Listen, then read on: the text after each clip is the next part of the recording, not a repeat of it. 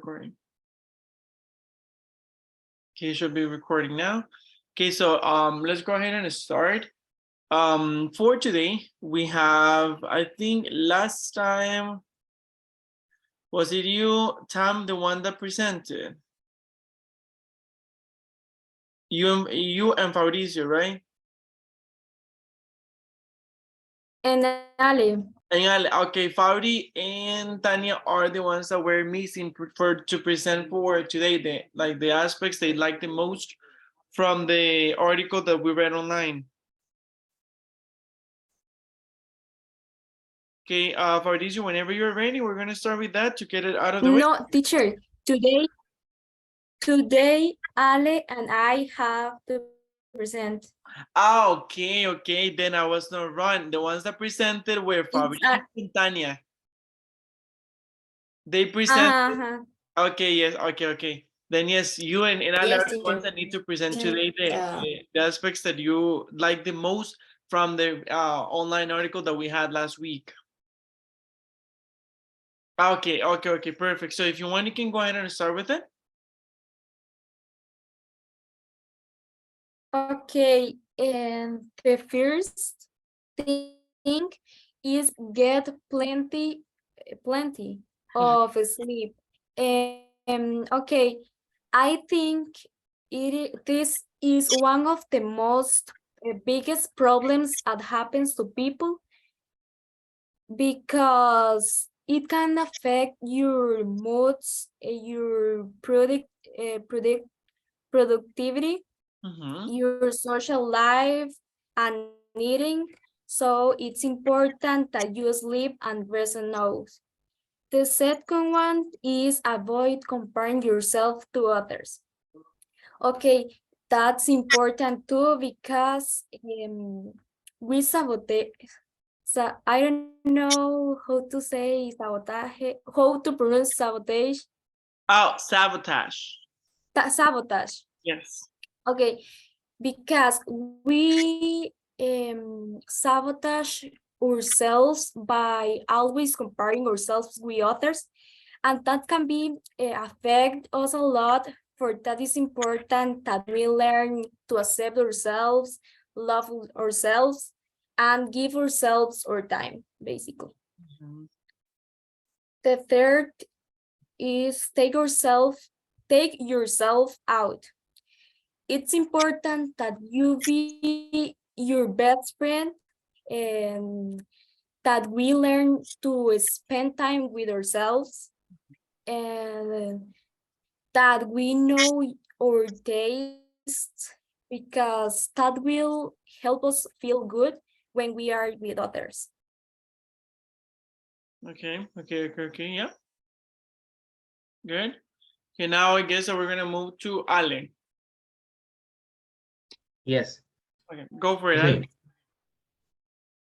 My first one is consider therapy because I think nowadays in our world like the one that we live in, it's pretty important to take care of our mental health. And I think that now the society is more open to talk about these things. And I think that we need to give priority to help ourselves in this, in this thing. So I think it's something very important. Also, I think that we need to reevaluate our goals because sometimes we lose like perception of why we're doing some things, and you need to take like a moment to remember yourself why are things so important for you and why do you want to be able to do something. And also, I think take care of your body because I think it's the most important thing.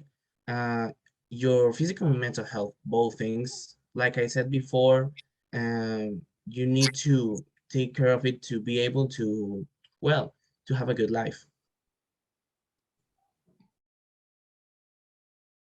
And that's it, Ale. Well, yes, that's it. Okay, no, I was just asking just to make sure because I heard like the pause, so I was like, No, I want to make sure that I'm not going to interrupt your any other point that you're going to be mentioning. Okay, cool. That was really good. Thank you. Okay, thank you guys. I like the ones that some of the ones that you selected. I agree with you in regards to that. I think those are Well, most all of them are important, of course, and that's why I brought the online article. But the ones that you believe are the most important, I think I agree. I would say with most of them, because I think that it's how can I say it? Like we all play different emphasis on mental health and health as a general concept. And now we're gonna be able to I mean not we, but you're gonna be able to also look at it from a different perspective. And I like that.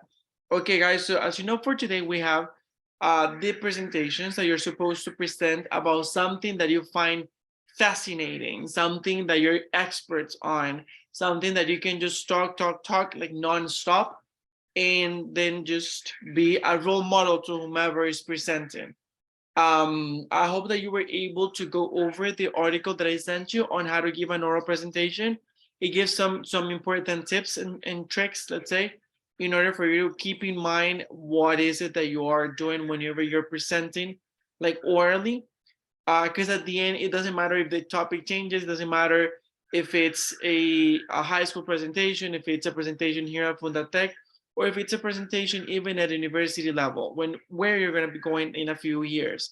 At the end, it's a presentation, and the article that pretty much addresses the key aspects that we need to consider whenever we are presenting. Okay, so we're not going to take any more time to talk about it. We're going to go directly into it. So who wants to start?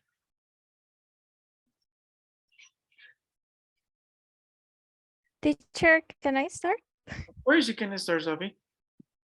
It's because I'm too nervous. No worries, I understand. You should be able to share the screen by now. It's already available.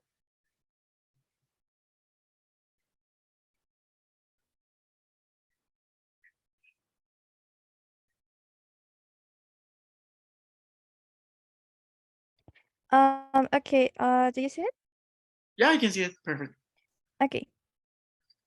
Um, Good evening, teacher and classmates. Today, I would love to talk about my favorite animals. For many people, the animal is an special part of their life, regardless if it is a dog, a cat, or a different animal.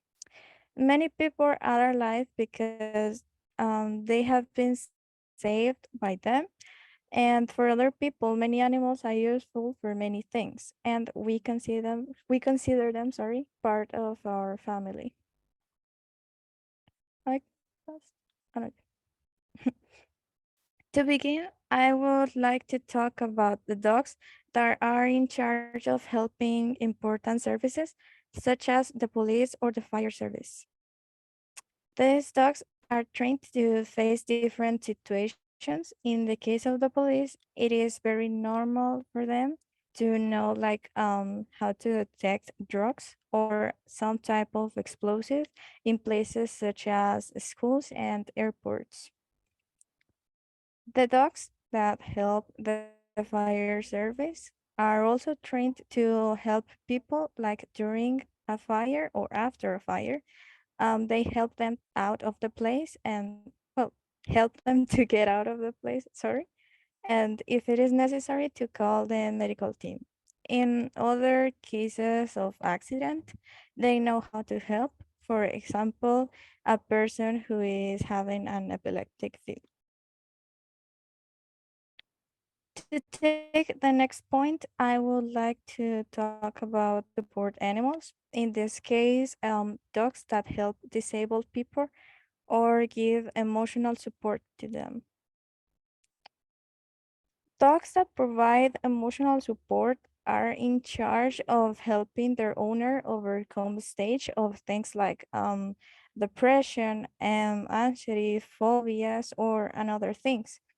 They go with their owners everywhere, like to let them know that they are not alone. And some breeds, sorry, of dogs that are known for this are the golden retrievers and corgis. Next up, we have assistance dogs.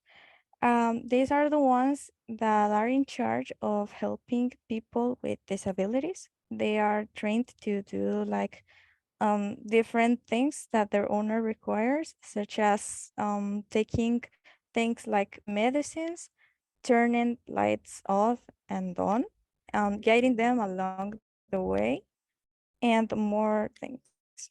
These cute dogs not only help their owners to complete tasks, I think tasks, I don't know, but they also make them happier because of the company. That makes them like feel more encouraged and help them feel better with their current situation. To finish, I would like to talk you a little bit about my favorite animal, the panda bear. The panda bear generally lives in bamboo forest where they have an important performance. They are in charge of disappearing the seeds, and this help to the growth of vegetation. And this is not only positive for them, but also benefits another species that live in these forests and are in danger of extinction. Sorry. For example, the golden monkey.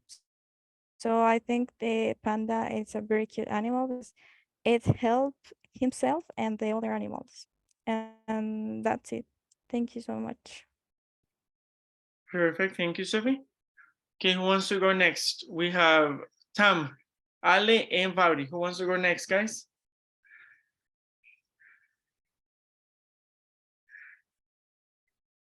Well, I could. Go. Go for that party.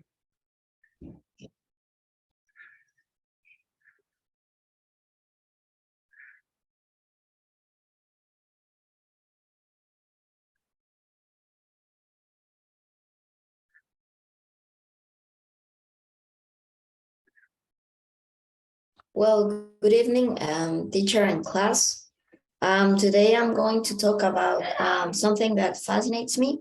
I would like to say that, as you can see in the screen, is spending time with my family is something that I like a lot to do every day.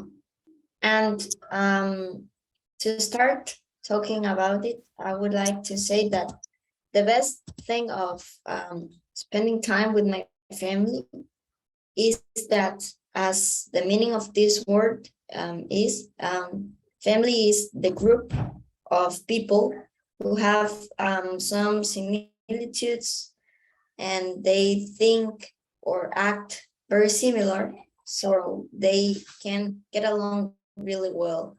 And I think that's mainly what my family and I do every day. We think and we do, most of the things we do are basically the same because we like to do things like in the same way.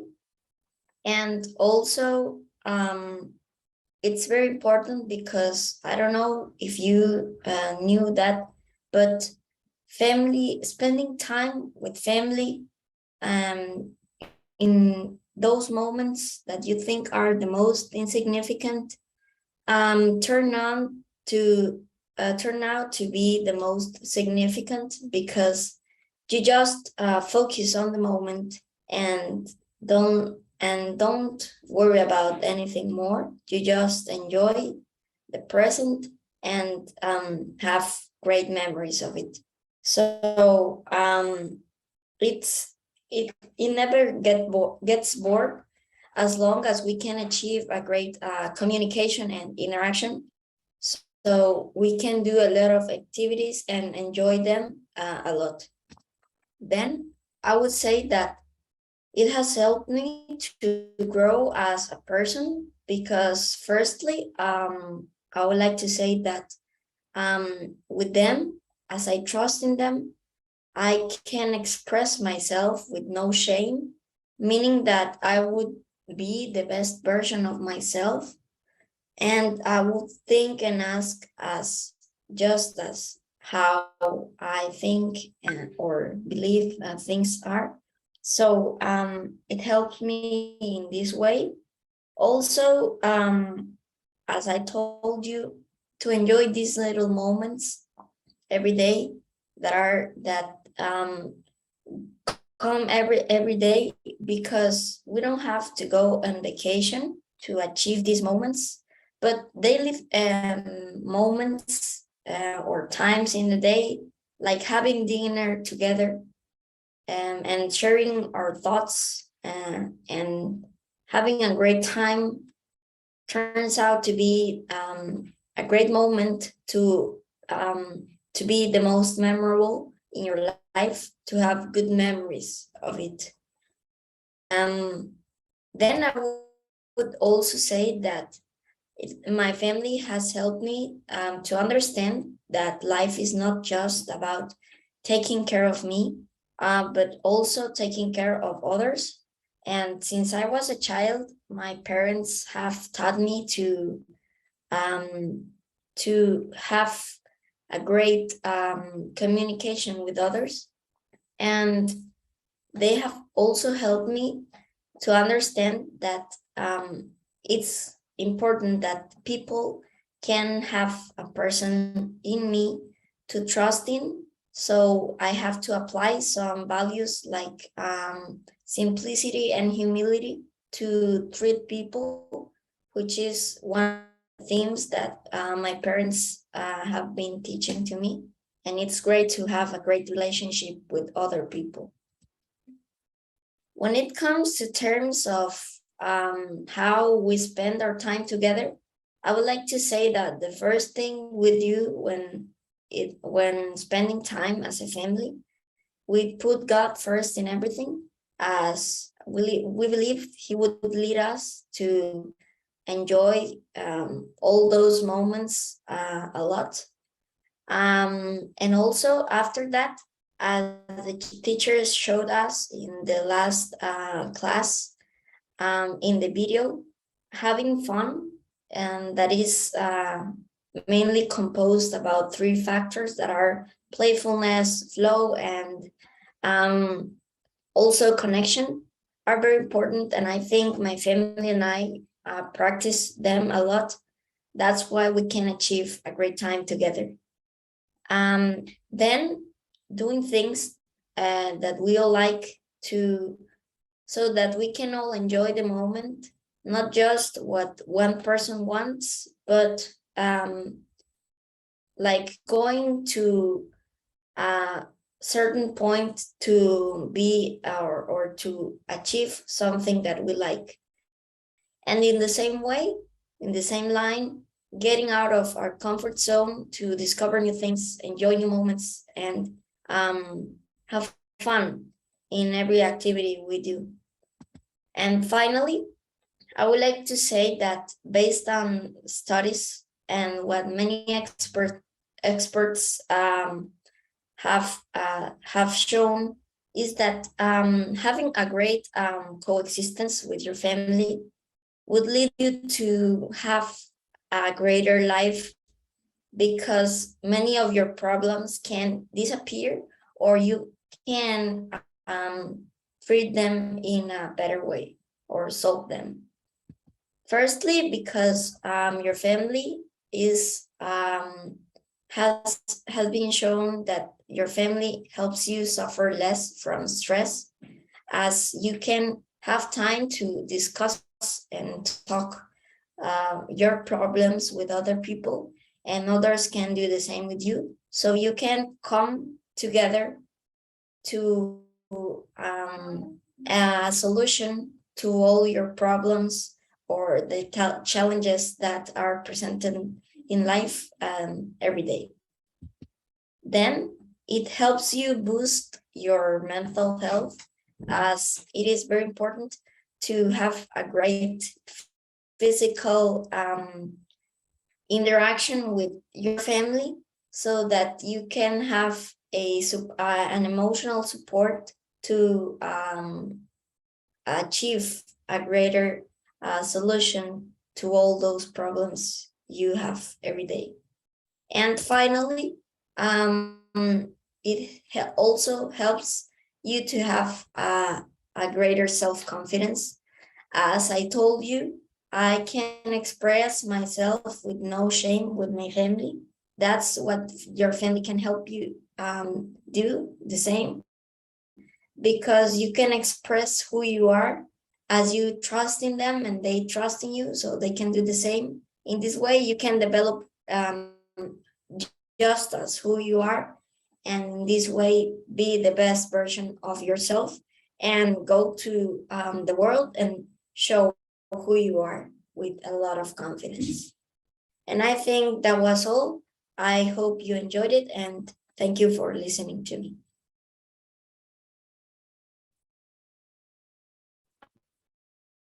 Thank you, Pauli. That was actually really good. And you actually exceeded a little bit. You were pretty much within the time that I asked for. So that was actually great. Thank you for that. Okay, now we have Tam and Ale. Okay, guys, who wants to go first? Maybe me. Okay, go for it, Ale.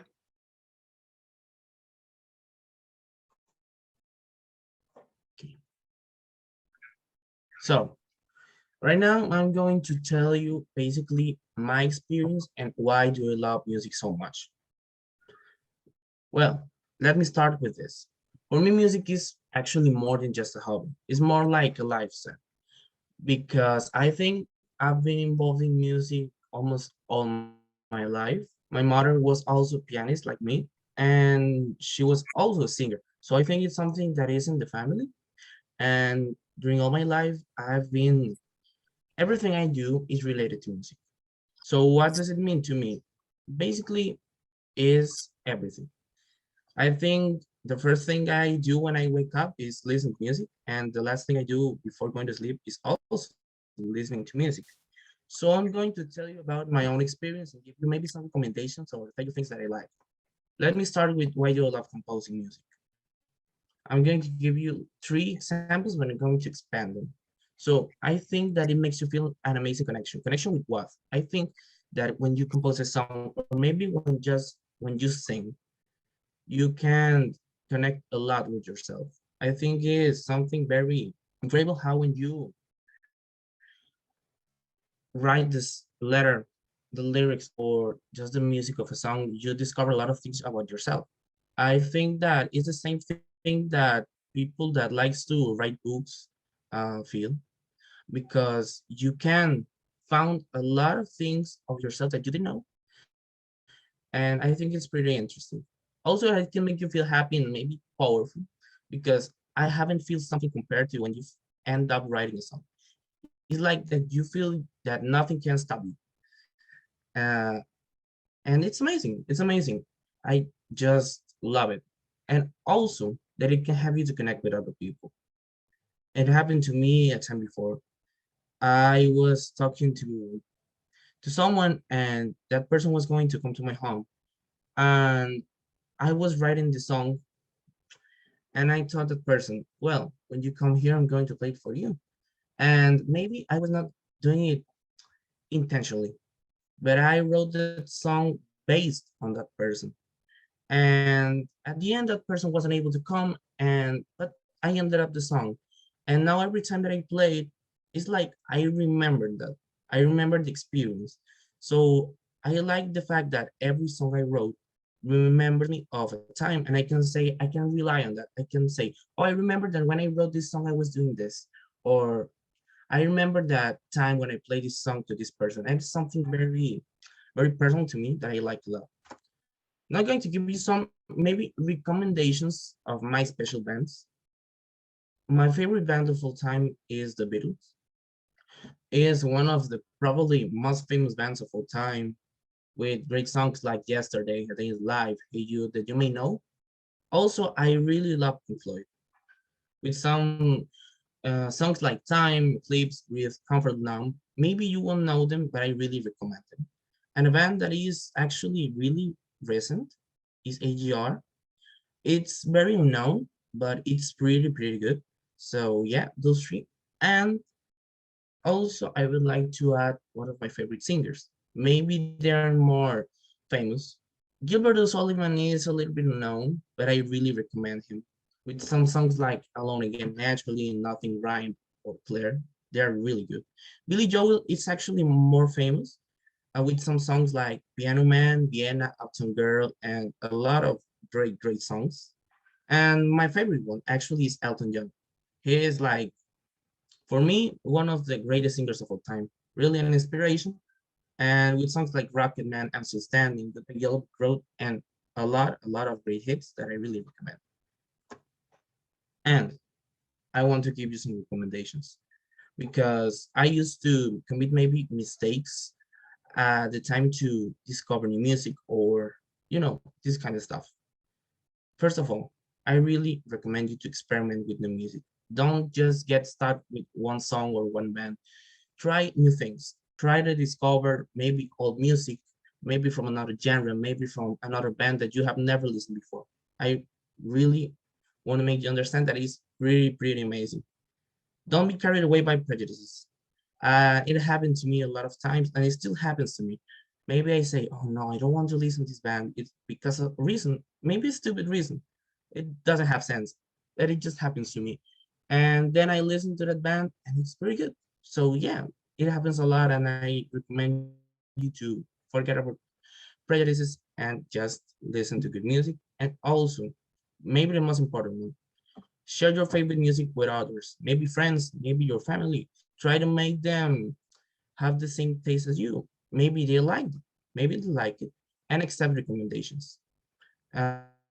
Maybe ask to your, I don't know, to your mother, to your best friends, what's your favorite music? And try to discover new things because I think it's something very good for us. So thanks for your attention. That's something that really passionates me. And that's it.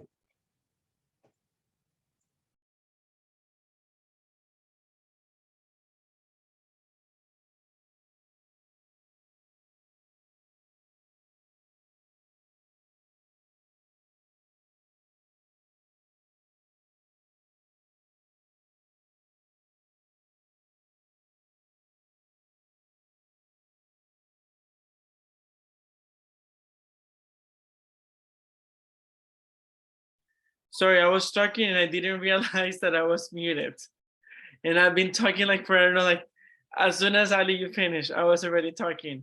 So I was saying, thank you, Ali. That was very interesting. I really liked it. And it was within the time frame that we asked for. So it was great. Okay, now, Tam, the time has come for you to present your topic. What fascinates you? But before you do so, you're going to start sharing your screen and everything. I'm just going to go and get some water because I already don't have any more. So I'm going to go and get some water and I'll be right back.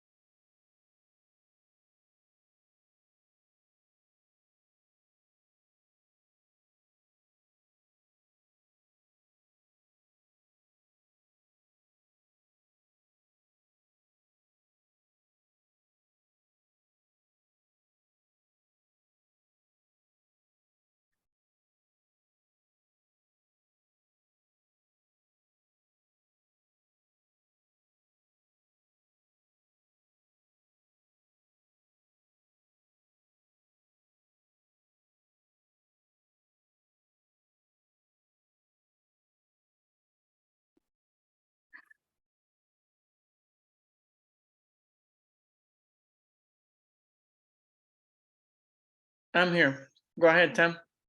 Okay.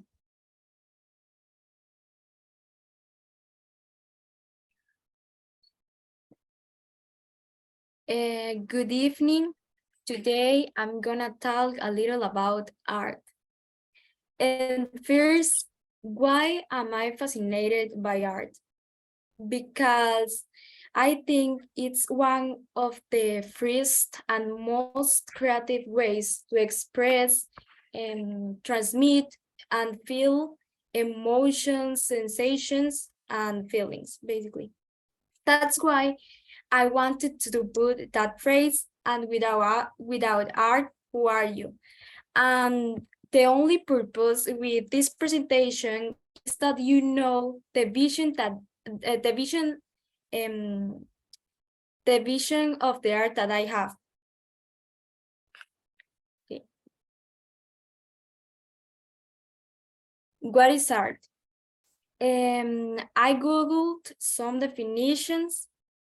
For example, definition from Oxford Language said that art is expression or application of human creative skill and imagination, typical in a visual form such as painting or sculpture, producing works to be appreciated primarily for their beauty or emotional power.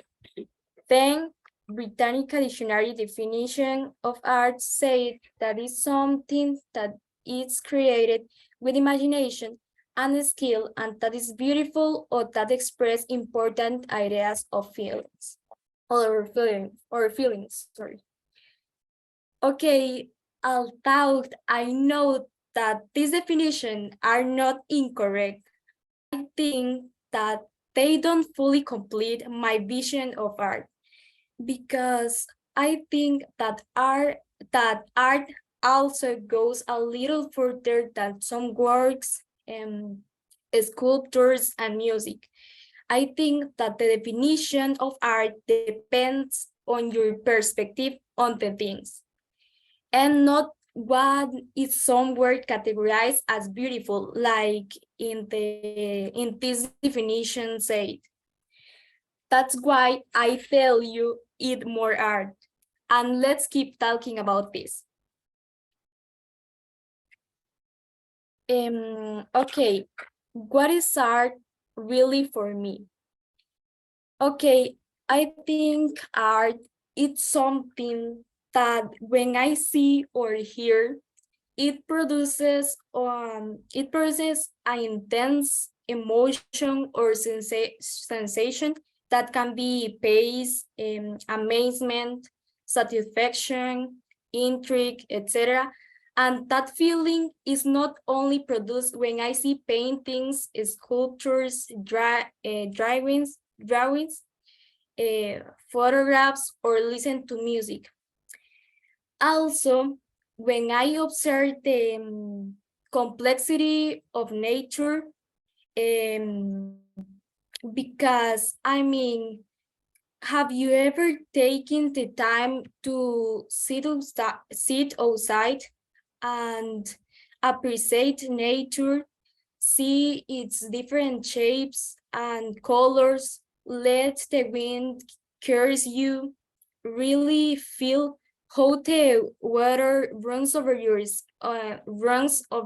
your skin, and just enjoy it. If you have never done it, I recommend it, because maybe you will also realize that there is art in everything that you see, like in animals or perfectly imperfect marks that form in humans, like stretch marks, and that's very random example, but I don't know. I actually think what it is. I think art is a therapy. Okay, types of art. Well, some types of art. Visual arts. It's like painting, photography, and drawings. Then plastic arts is when you works using material, for example, sculptures, architecture, etc. Performing arts, these are the activities that are produced in a scenic space, such as theater or dance. Musical arts, it's the art that is presented with sounds, basically. And literary arts, example, novels, poetry, short stories, and comics. And graphic arts, it's a digital art. Okay, My artistic participations. I really don't have a lot of artistic participations, but I love this item. So yeah, in the theater, my first participation was the last year. The This was Mercando Leña and La Leyenda de la Mujer de Blanco. And with the music, I played a lyre, xylophone, piano, and marimba. This, we can see some pictures. This is the Mercando Leña, La Mujer de Blanco. When in my first presentation of marimba, I was very nervous, and when I played piano. My artistic participations, drawing. Okay, I want to tell you something, and it is I love to draw with a pencil. I always say that drawing with a pencil is like living life, because if you make a mistake, you only have the option to transform it into something better and trying to fix it. So I love that. And these are some draws. Okay, and now, and without art, who are you? Are you really enjoying the art of life? That's important. And yeah, be free like art, and thanks for your attention. Thank you, Tam.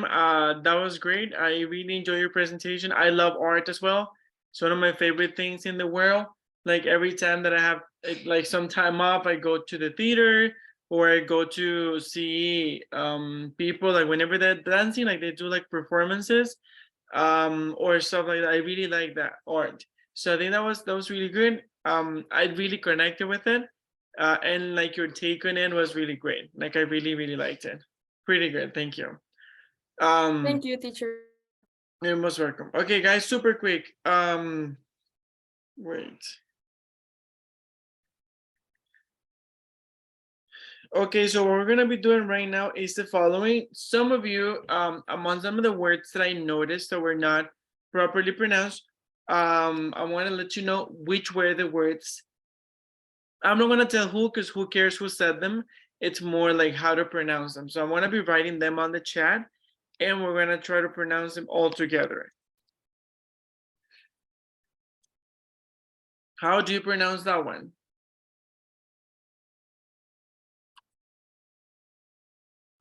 Anxiety. Exactly, anxiety. Thank you. Okay. Then the next one, this is not like most of pronunciation, it's more like the way that words were put together. The person said, what do you think is the problem there? To talk you. But what do you think is the problem? Or more important, how do you fix it? Like what's the correct form?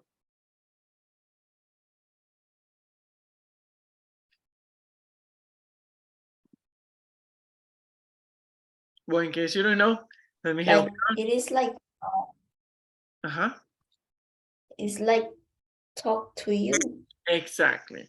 You can say have the first two. There is no problem with that. That is fine. The problem is that there is no two between the talk and you. So be, for example, I can say, I don't know, Tamara, I need to talk to you. The first two is to insert like the infinitive, which is the way that the verb is working. And the second two is the one to state that I'm addressing a person. I can also, for example, Tamara, I need to talk to Ale. Or Tamara, I need to talk to Fabricio. Or to Sophie. So the thing is that too is required whenever you're gonna have another person. It doesn't matter if you're giving me the name or if you're giving me the person. For example, I can say, I want to talk to her. For example, I want to talk to him or I want to talk to them. It doesn't matter. You still need the two. This one, the person said, wait.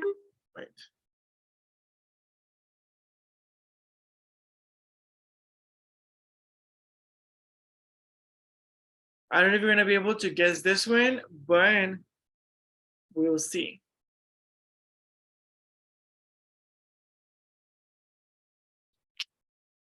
Any idea what's the mistake there?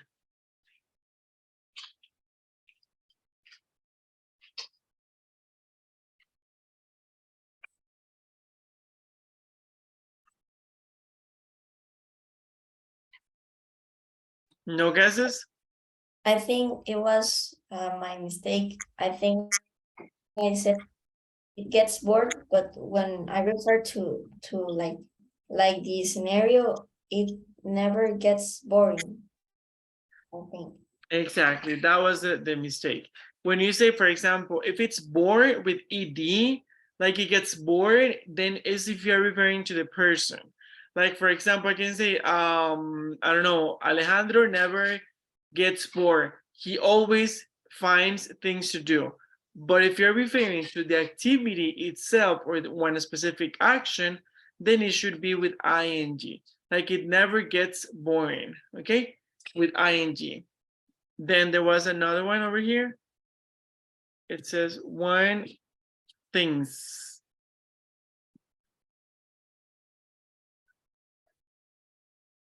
What do you think is a mistake over there?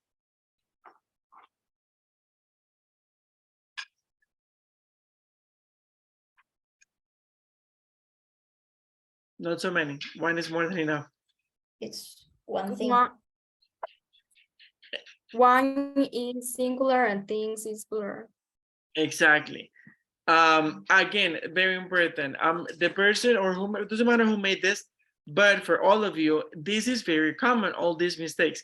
Because sometimes whenever we're speaking, we're just like saying words, especially whenever we're presenting, because it's very normal for us to feel maybe a little bit nervous. So we're not monitoring what we are saying. So it's very normal to make a simple mistake as this one, where you say one things. And maybe it's just that we didn't like notice that we were adding the S sound. In Spanish, it's very common to add that S sound to everything. But in English, again, it could create this fight between, is it singular, is it plural? Like, is the person referring to one thing, two, three, or more things, okay? So yeah, that's a mistake. Either if you want to keep it singular, one thing, or if you want to say many, then you can say exactly many things, or just things. Things are, I don't know, complicated, for example. Okay, let's go for the next one. Okay, this one, it was the person said you can.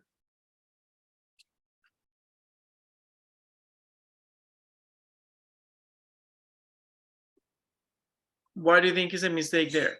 Let's see, maybe Ale or Sophie, that you have been overly quiet.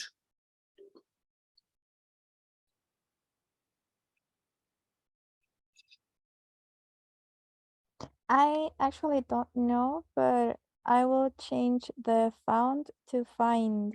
You can find, but I don't know if I'm correct.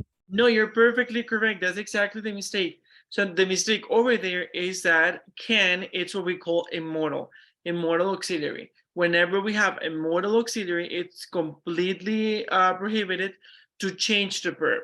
Let's imagine that the modal, have you seen, I don't know if you have seen, I really like bread and cookies and everything that is like pastries. So whenever you go sometimes to cafeterias, they have the thing where they're showing the bread and then they have like a glass thing on top of it. Okay, have you seen it?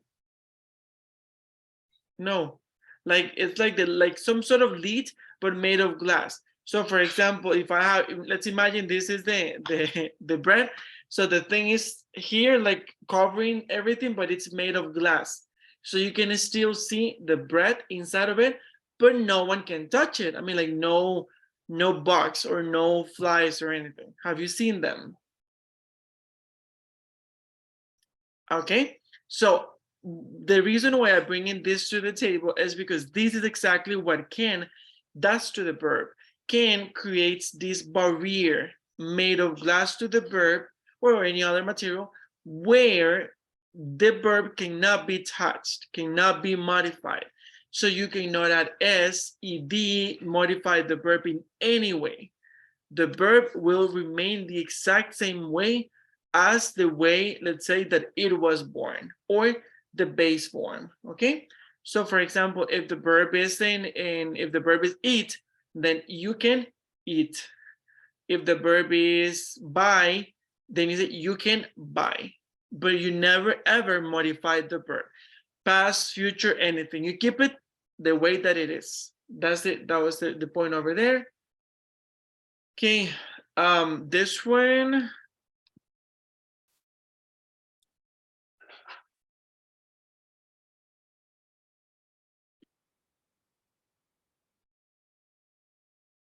Who can tell me? That one is more like an expression, because whenever we say it in Spanish, it doesn't have sense. That's very like, is like translated from Spanish, which again in Spanish makes perfect sense porque es como cuando uno dice no tiene sentido. But in English, we say it slightly different. Does anybody know?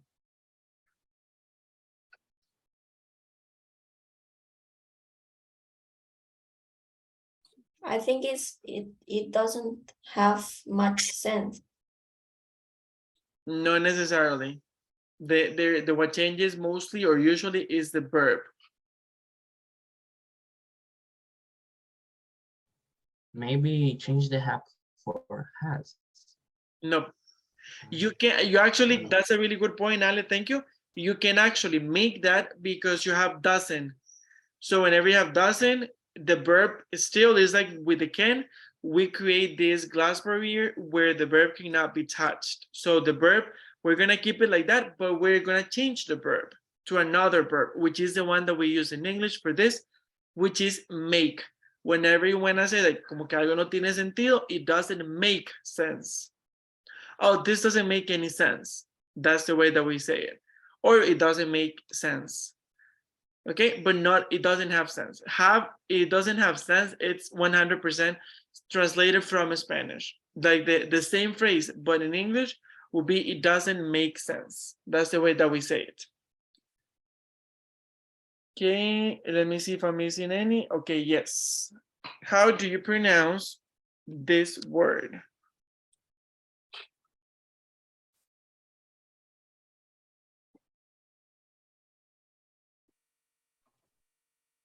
Creative. Exactly, creative. Creative. That was really good.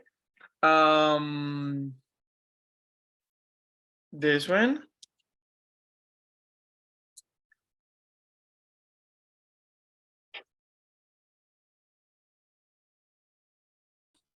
Weather. Weather, exactly. Like, oh, how's the weather? How's the weather over there? Weather. This one is tricky.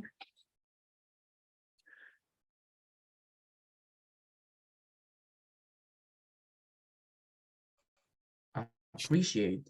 Exactly. And I like the way they pronounce it, Ale. It's appreciate. That is like, for example, I don't know if you have ever done it. You probably have because you're pretty young. But it's whenever we want to say see, but we don't say see, and we write like S-H-I, like she. Like we're like kind of, I don't know, like pamper. Como cuando uno está más chineado la cuenta, y como she. That's pretty much the way that we pronounce appreciate. Appreciate, exactly.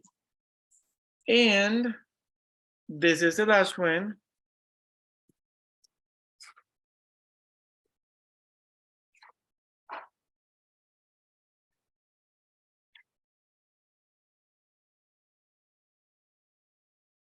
How would you pronounce that one? Perspective.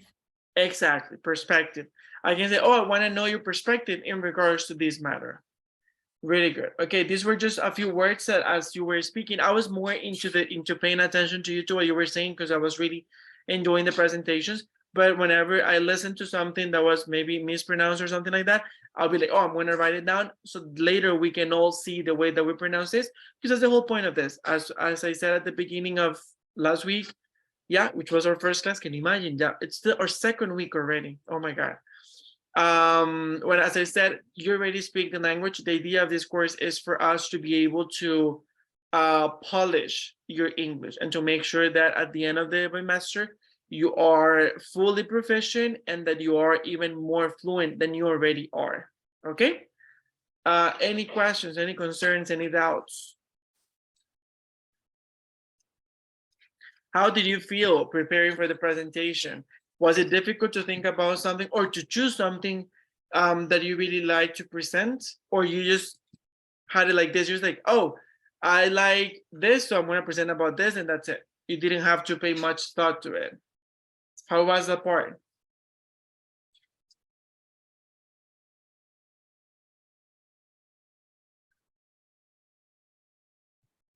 Well, I could choose a topic very easily, and as long as I practiced it, it wasn't that difficult to present it. Okay, that was really good. So you were able to rehearse before coming to present. Yes. That was great. Thank you, Vardy. Okay, how about the rest, guys? How did it go? How was it? For me, it was a little difficult because I like a lot of things and I don't know what to talk. So It's interesting because yes, I mean today I learned I loved it because I learned more about you, but it was interesting because the first thing that I caught about you last week was that you like programming, because you said it right, that you really like programming. So in my mind I was like, probably Tom is gonna present about programming or teach us something about programming. And today when you started presenting and you said I really like art, and then we got to see like you acting, you drawing, you doing all these things, I was like, this is very interesting because it shows that you have many other sides besides the this engineering side of yours who likes programming. So that was, yes, it's because I want to do something different. So I choose study them. I loved it. I loved that was really cool. Alan, Sophie, how about you guys? Was it easy? Difficult? How was it? Well, I think it was maybe pretty simple because I just thought about some things that I like, and I said, well, I can talk a little bit more about this than about this. I was like thinking about what is better. I was between music and literature, and I ended up choosing music. That's really interesting. That's really cool. And I like that you were, I mean, I wasn't impressed in a nice way, Ale, because again, I'm gonna be honest, I think you're all super cool, but it's interesting. You're pretty young. So when you said music, I was like, and then when you said that you like Elton John, that you liked the Beatles, that you like which was the other one that I saw? Let me think. Billy, right? Which was the name of? Well, I don't remember right now. I was really impressed because I mean, these are singers that are either liked by my generation or older generations, not a generation as young as yours. I was like, oh my God, Ali's gonna talk about Bad Bunny. Like probably everyone's talking about Bad Bunny right now. So I was like, is he gonna talk about him? And you didn't. You didn't even mention him. So that was really cool. Today I'm actually pretty satisfied because you guys I mean, you presented something and you blew me away with the topic that you presented. Either because it was incredibly sweet as far as this topic, or Sophie's, or because it showed me a different side of you, such as Tam telling us how much she likes art and how artistic she actually is and talented, or you added teaching us about your taste in music. That was really cool.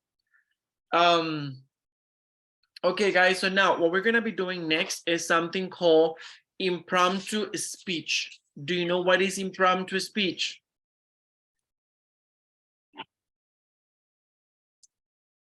Have you ever done impromptu speech? Well, do you even know what it is? Let's start with that part. Do you know what it is? No, teacher. You have never done impromptu speech? Oh my God. Well, I don't know what the word means, but I probably have done it, but I don't know what it is. Okay, don't worry. Anyway, so let me explain to you real quick what we're gonna be doing. And I wanna give you a quick break so you can also like go in, because for this activity, I need you like this, like super awake. Okay, so impromptu speech is the following thing. I'm going to create a roulette, like a round roulette with different topics. Okay, so I don't know, I'm gonna say Sophie. So we're gonna spin the wheel like the roulette, and whichever topic appears for Sophie, Sophie needs to speak on that specific topic for 5 minutes non-stop. Okay, Sophie is gonna be given 1 minute to prepare, and after that minute is over, she has to start speaking about that. So which can be the topics? It can be anything. It can be dreams, it can be work, it can be economics, it can be studying, it can be traveling, you name it. Whatever could actually come to my mind, those are going to be the topics. What is the interesting part of this or the easy part of this? You can give it any direction that you want. What do I mean?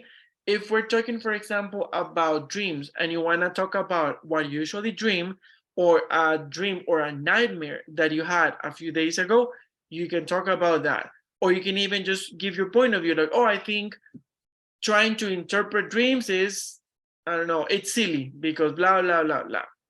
Or, I mean, the point is to make you talk for that specific amount of time non-stop. And also because since you're only going to have 1 minute to present, that is going to force your brain to work a little bit harder on what to say in regards to that specific topic.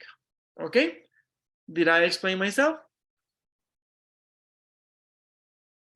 Okay, so it's already 7:05. Let's take a 10-minute break so you can go stand up, go and drink water, stretch, do something, and be awake. Because for this, especially for Alan, for Sophie, for this, you need to activate your camera and be, and this goes for the 4 of you, you need to be fully ready because all of you are going to be presenting today, and it's going to be like this. So it's going to be one, we could actually follow a similar order to the one that we have for the presentations, but the topic will be assigned randomly based on the roulette.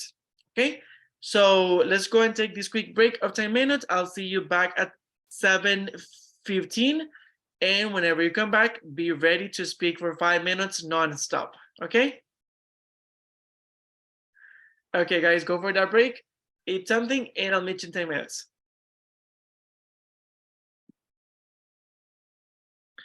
Okay, here we go. Can you see my screen right now?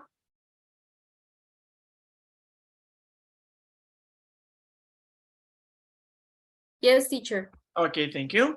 Okay, remember we're gonna for Tam and everybody, we're gonna be spinning the wheel, and after that, you're going to have 1 minute, Tam, to take notes on everything that you think you can say about this specific topic that you'll be getting. And once the minute is over, I will let you know so you can start speaking. To speak, you have 5 minutes, which is the time that you should last. If you take longer, it's fine. The idea is to try to take no less than that, okay? Any questions before we start?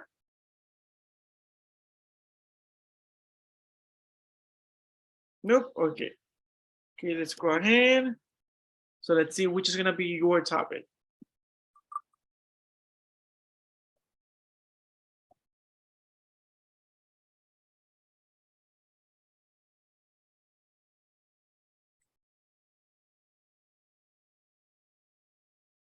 Okay, books, okay. Teacher, I never read. Ah? Oh my God. I never read. You know. But remember this, that's the whole point. It doesn't mean, I mean, the topic doesn't mean that you need to read or anything. You can talk about anecdotes, your point of view, anything. The idea is just to force your brain to start thinking on what to say about that. Anyway, that being said, your time to start right now, it's 0. There you go. You have 1 minute to prepare, to start taking notes. After that is over, I will let you know for you to start speaking.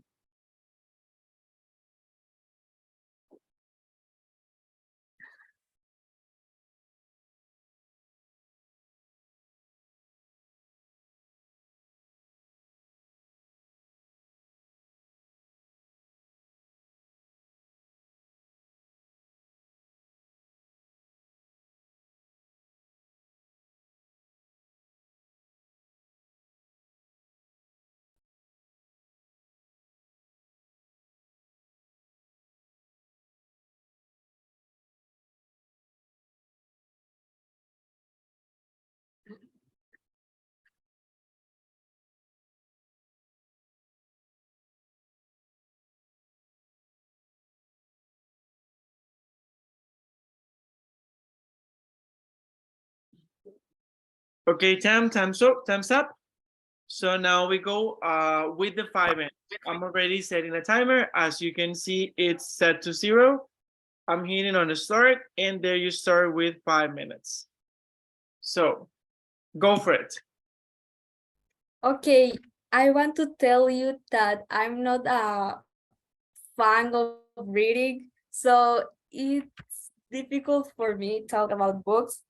But well, first I want to tell you that I prefer like write novels or I don't know poetry than read books because I never finish it. I start El Diario de Ana Frank, but never finish it. What else? I start El Circo, Orígenes y Perpetuidades, but I never finish it. But I'm continuing learning El Circo. Like I told you, I love poetry, and it's because Tanya teach me. And books, I don't know. I think it's good it's a good like a good hobby because the books I don't know, I think if you read you have more imagination. um Let me see, I don't know.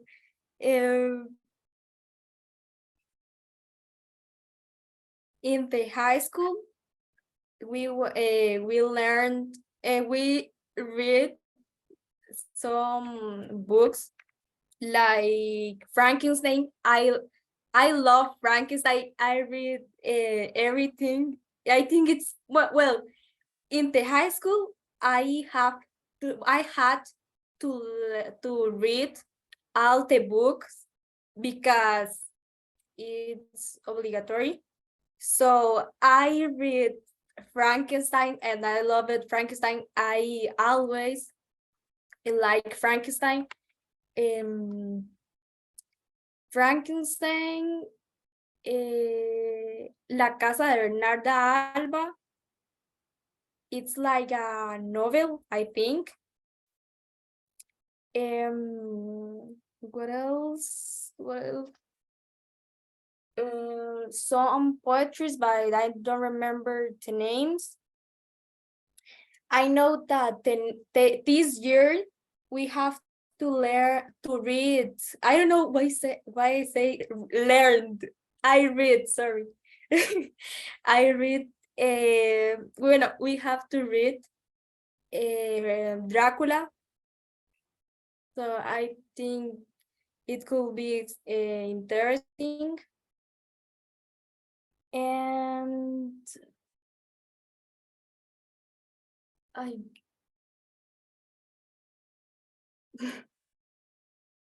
don't know. Let me see, sorry. We're still missing 1 minute. What, teacher? We're still missing 1 minute. Okay, let me see. It's because I don't know what to say. Oh my God. Well, I had to read the it's not like a book, but it's a I don't know how to say in English. I need I don't remember how to say in English and in Spanish. Imagine that. I forgot the word.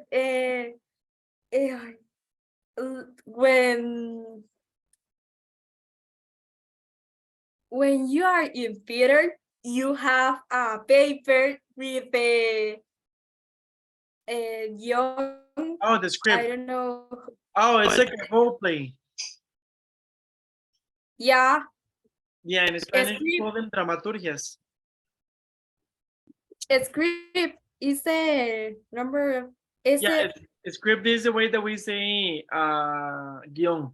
It's because I, what? Script is the way that we say guion.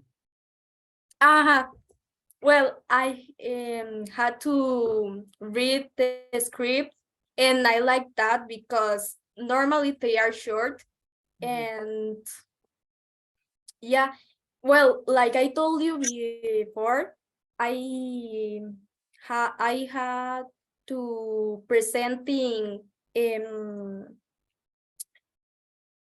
Mercando Leña, and there we are two people, so it's most short. And the next was La Mujer de Blanco, and I was to read all the script while they are presenting the history. I don't know if you understand me. No, I do. I do. And you know, I think I do at least. Okay, Tam, that was good. It was, I could see your face of frustration whenever you were like, I don't know what to say about this. But that's the whole point of this. We're gonna have the other presentations, and as soon as everyone is over, I'm gonna let you know why I came up with this, even though we have never done it. But it was very good. It was a very nice first time. Okay, now we're gonna go with who was next? Ale, I think. Okay, let me remove this one. Ale, you ready?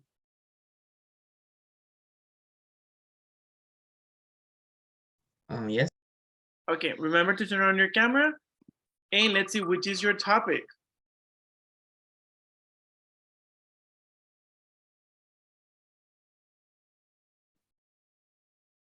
Oh, that's an easy one.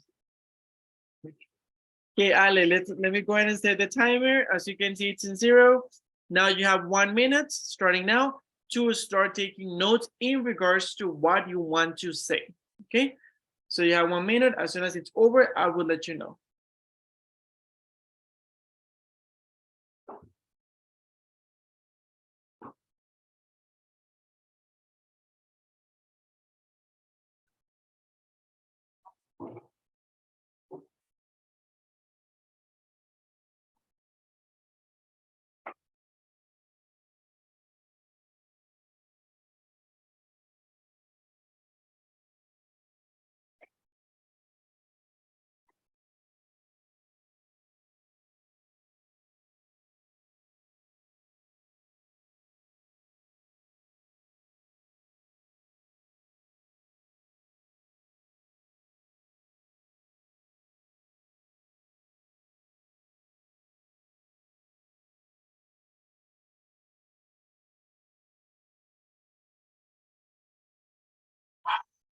Okay, Ale, time's up. So as you can see, there's nothing on the screen.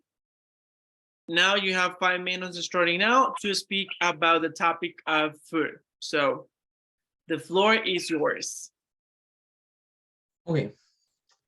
Well, at first I'm going to start talking about my favorite foods. Well, I think that I like probably almost everything. I don't have like a lot of foods that I dislike, or at least it would be very hard for me to think like in a lot of them. My favorite food, well, I have a lot. Maybe pasta, maybe something like lasagna or spaghetti. I really liked it. Indeed, yes, any kind of pasta or something related to it, they are my favorites. I am probably not the best chef, actually. I want to improve in that specific area because I don't consider myself like a great chef, and I don't know. Maybe I have to. I it would be a good idea to take a course or something like that because I can survive, but believe me, I am a little bit bad. Indeed, I would like to talk about maybe countries that I find really interesting, their food, like foreign food that I would like to taste someday. For example, I would love to go to Italy someday, specifically to taste the pasta, because of course is like the main attractive and when we're talking about food of Italy. And I think it would be pretty interesting. I would like to taste everything, but yes, that would be pretty good. Also, Japan. I think the Asian culture it's pretty different from ours, and I think it's something very hard to taste when you're not native, when you're not from that country. So I would like to go to Japan, maybe Korea, maybe China, and taste that food, because I think it would maybe change my mind in a lot of maybe prejudices that I have from the food of that side of the world. Also, I would like to go to some countries of South America, like Peru, like Brazil, and also Argentina, because I think that they have a pretty interesting food, a pretty interesting kitchen. I think it's not as exotic, of course, like the Asian one, but I think they have a lot of interesting foods that I would like to taste someday. And I don't know, probably a fun anecdote that I have is the fact that before, right now, I try to be more open with what I eat the first time I go to a place. But years before, I used to tell everyone that I know how every hamburger of every restaurant here in San Carlos tastes like, because every time I went to a restaurant, a new restaurant, I used to, you know, see on the menu if there was a hamburger because I was like totally different than now and I didn't like a lot of food. So I was really not open to try new things. And I literally just said hamburger. And well, I'm lucky that I have changed. And like I said before, I like to go to a lot of countries to try a lot of food. Maybe another country that has interesting food is Spain. Actually, something that I would like to taste one day is the paella. It seems really tasty actually, and I would like to, you know, eat native paella, from someone that is native from Spain. And I think that would be really interesting. Totally an experience, of course. And I don't know, let me think. Um, I really like the food we have here in Costa Rica. I think that maybe a lot of people, when you ask them about food of Costa Rica, about typical food, they only think about gallo pinto. But I think that we have actually a lot of variety here. And I think that we should appreciate it more because we don't have a lot to envy to a lot of countries in the world. We have a good variety of food here. I don't know. Maybe I can talk about Indian food. It's also very interesting. Thumbs up. You are ready?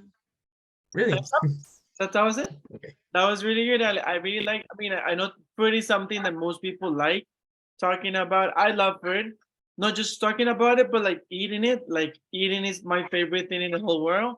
Like I love eating. So like if I had that opportunity, I would have spoken for hours because I love like the topic of food. But that was really good. You were Really? very comfortable. You were very like you were speaking like you were like, oh, I don't know what to say about this country. I'm gonna talk about this one. That was very clever, and you were forcing your brain to think about different things. Really good. Were you gonna say something? Sorry.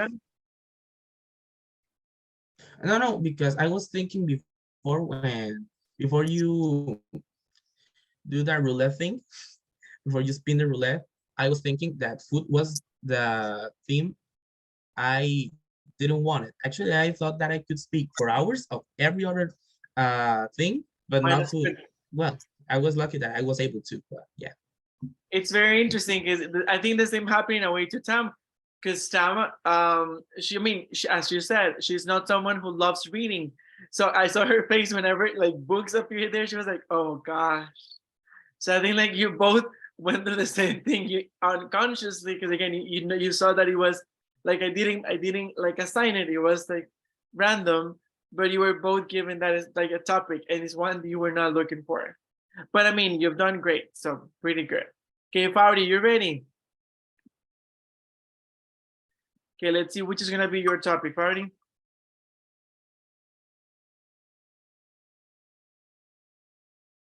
Okay, yours is television. Okay, Faudi, now you can see it's everything is in zero. You have 1 minute starting now to start thinking about what you can say about television. When it's over, I will let you know so you can start speaking.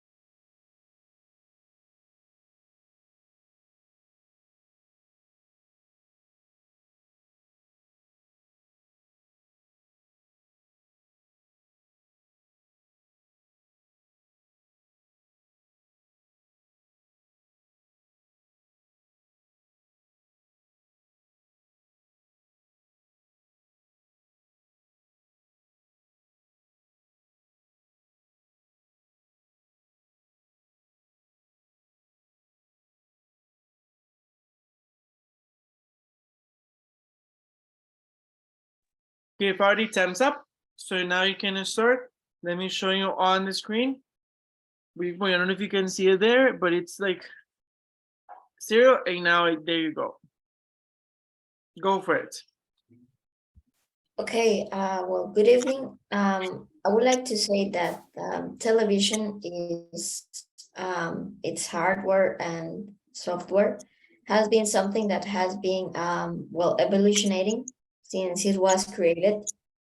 And like going from the black and white kind of programs to the colored ones is something that that makes us know and understand how it has evolutionated. Talking about its hardware is something really interesting. As every electronic device, it also has engaged or its systems has been engaged into an evolution. They have passed from like kind of a hardware that looks like a box, and you had to go in front of it to choose or to press a button to change channels or something like that. And now we can enjoy using a remote control and like pass the channels or TV programs.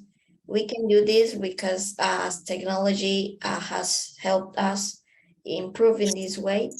It's television is, I think, a way of relaxing when you want to do it at nights.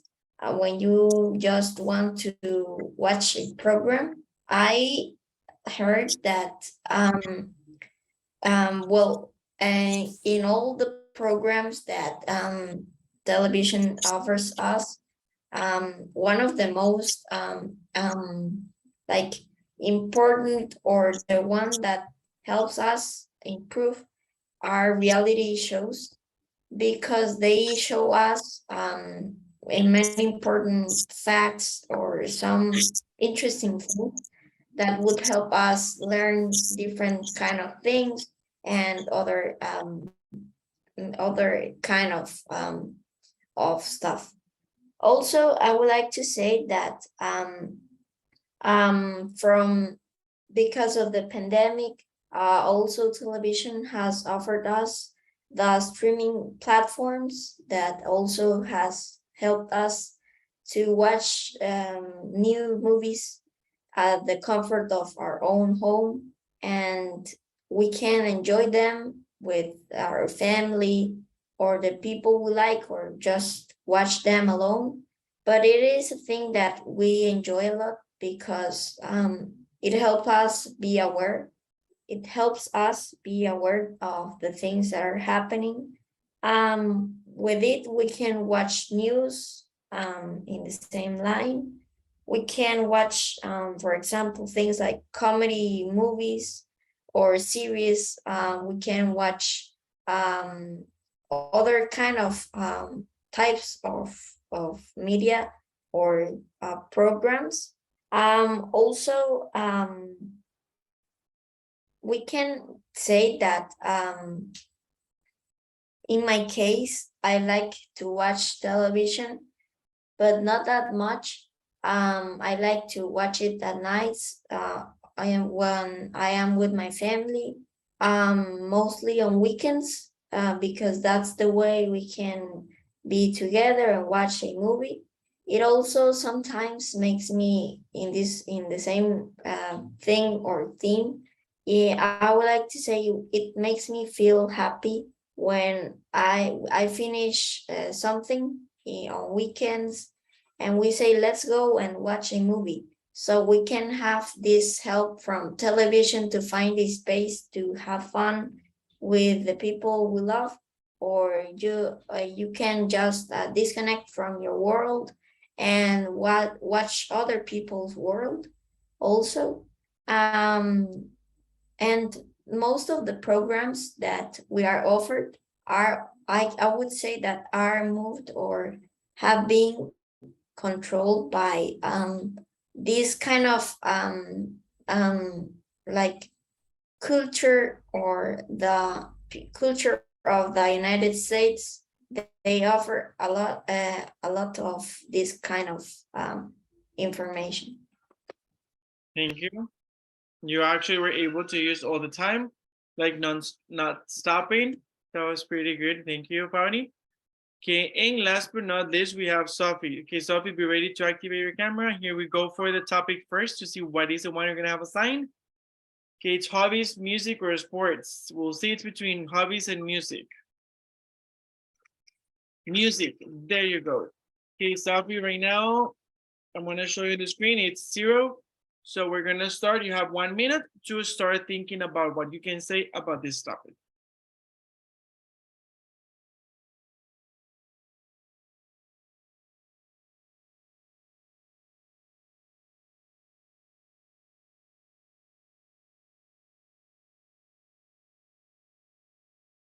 Okay, in the meantime, while Sophie prepares, Party, just be careful with something. I know you're very creative, but you just invented the word evolutionating. The correct word is evolving, or has been modernized, but evolutionating doesn't exist. Just in case. It was really fun whenever you said it, because I was like, I don't think I have heard that word, and I still looked it up because I was like, maybe it exists, I just haven't heard of it. And I looked it up and it didn't appear, and I looked it up in 3 different dictionaries. So just for you know to be Yes, I didn't know. I didn't know how to say that. no, I know, it's okay, don't worry, it's perfectly fine. And it's a normal thing that we do, that we come up with our own version of the word, and in your mind it probably just made a lot of sense. So it was great. But yeah, no, just for you to know. Okay. Okay, so So it is involving. Sorry, it is involving, or it has been involving or not modernizing. involving, evolving. Starts with E as an echo, evolving. Okay, thank you. You're most welcome. Okay, Sophie, as you can see there, it's I don't know how to say it's 0. We're gonna start right now. There you go. You can see that it started, so you can go ahead and start. Go for it. Okay. First of all, if you hear something weird, it's my puppy playing, so I'm so sorry for that. But okay. Well, the type of music that I like, I don't like just like one type of music. I heard a lot of music, except from reggaeton, because I don't like the weird things. I don't like the rhythm. I don't know how to say rhythm with that. Um, I don't like the reggaeton because it just I don't like too much the letters. I don't like too much like the how it is like managed. I don't know how to say, because most of the singers of reggaeton, I think they use like too much autotune, or I think that. So that's why I don't like it. And the music, the I think the most music that I heard is pop music and bachata.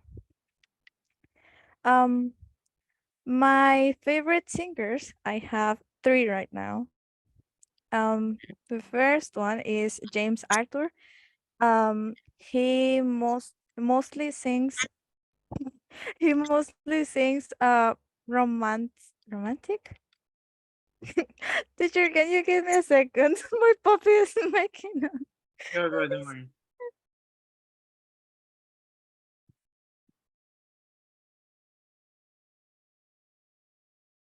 okay. So we were talking maybe someone gonna start like doing like a magic trick or something. Are any of you magicians? No. Okay. Go. James Arthur songs most talk about his feelings, and I think that I connect too much with those music, because when I heard it I like calm down and I join to my world, and that's a good feeling, like when I'm drawing or when I'm reading, because I love draw and read. I just like to hear his music, because his songs just I I don't okay the feeling of love that he showed to us. I don't know how to say it in his songs, sorry. I think it's very pretty, and not too much singers uh have that. Mhm, The next one that I like, but well, it is very famous. It's Romeo Santos. mhm. I like too much his bachata songs, and I don't like too much dancing.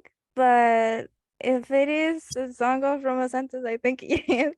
Um, Romeo Santos songs may sometimes have weird letters, but I in this case I just like the way he managed his music.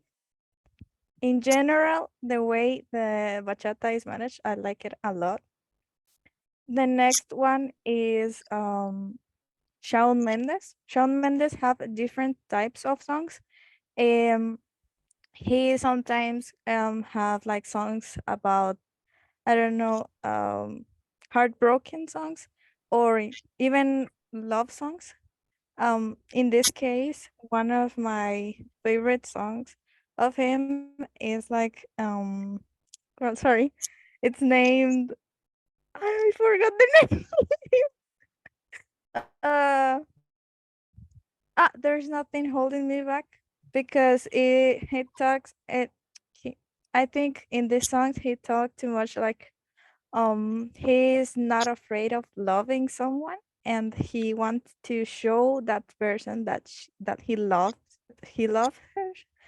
And that's, I don't know, the way he made the song. I mean, I don't know how to explain this, but it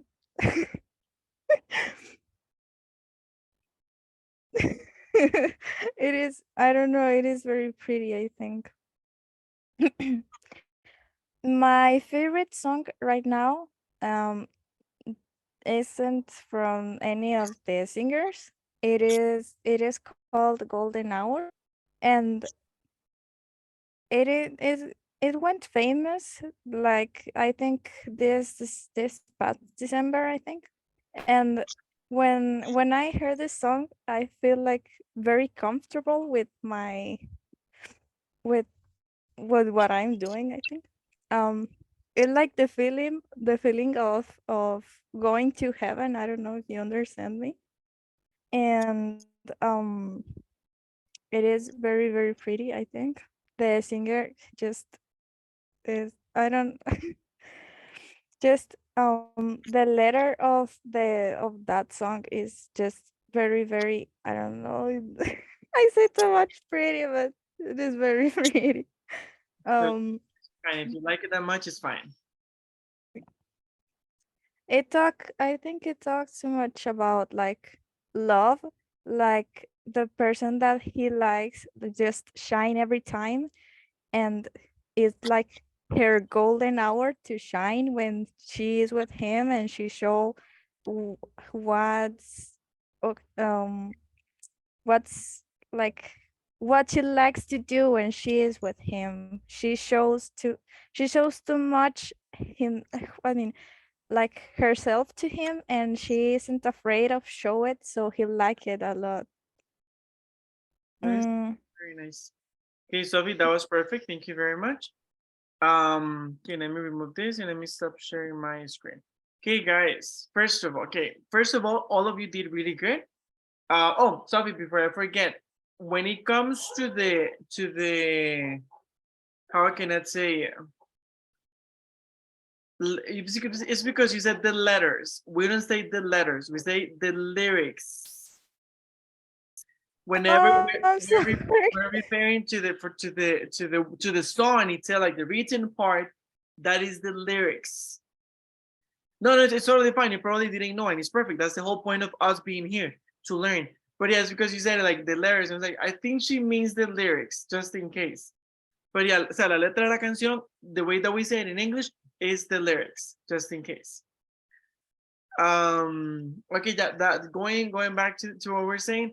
All of you did really good. The reason why I like to have impromptu speech in my classes is because whenever we have impromptu speech, and impromptu speech, it's really good because it has proven to help in the sense that it is kind of putting our brain to the limit in a way, because we're making the brain think fast, because we know that we cannot, it's speaking non-stop, so we cannot take the time to stop, look for information, come back and keep on talking. No, the idea is like, I already started talking, I need to continue talking. Okay, so that's why impromptu speech is very useful. The first time, of course, it's very stressful, because you're like, what am I gonna say? Like, I don't know what to say. And especially if you have a topic that you don't like it happened to Tam or Ale, that they were hoping not to get that topic, and then they got it. So they were like, damn it, like what are we gonna do now? But they still manage on how to say things and how to, so that's pretty good, because we're forcing our brains to kind of unstress themselves and be able to still function. So that is very useful, because that is going to happen to you. For example, if you go and you take TOEIC, you're going to have to record yourself, or if you take TOEFL or any of this, or if you go to an interview later in your case, that all of you are like super intelligent. If you go to take an interview for a high school and it's in English, is gonna, or even university, because sometimes for example, there are really good scholarships to study in the US or in the UK, and of course you need to speak their language. So there is sometimes, depending on the place, there is an interview which is in English, and of course we're gonna be like super nervous because it's something important to us. So this type of techniques or these type of things are useful, because it's a topic that you were not expecting. It's a topic that maybe you're familiar, maybe not, but still you're managing to talk and being able to not block yourself. So that was really good. That was a really good first time. I think I'm actually pretty very proud of you. Now, talking about this whole thing about stress. I have a question. Well, I know you're pretty young, but how frequent do you feel stressed out? Or do you ever feel stressed out? Because maybe you can say, no, my life is wonderful. I'm never stressed. I'm always happy, smiling, jumping. It could be a possibility. If that's the case, I'm super in love with that. But if that's not the case and you get stressed every now and then, how often does it happen?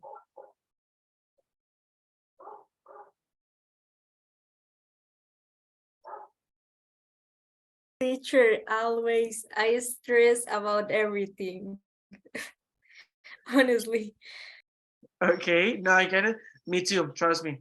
So we are part of the same community. I stressed a lot. I'm usually stressed out.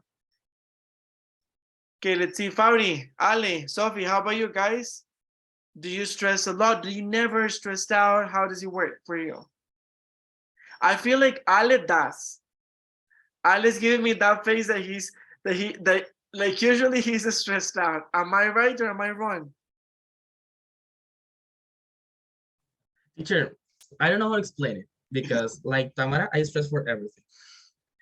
And also it happens to me that because I like to do a lot of things when I do something and I know that I'm stopped from doing another thing and my mind says, you know, you could be doing this another thing instead of doing this. And I stress because of course I can't do everything at once, but I don't know, I even stress about that.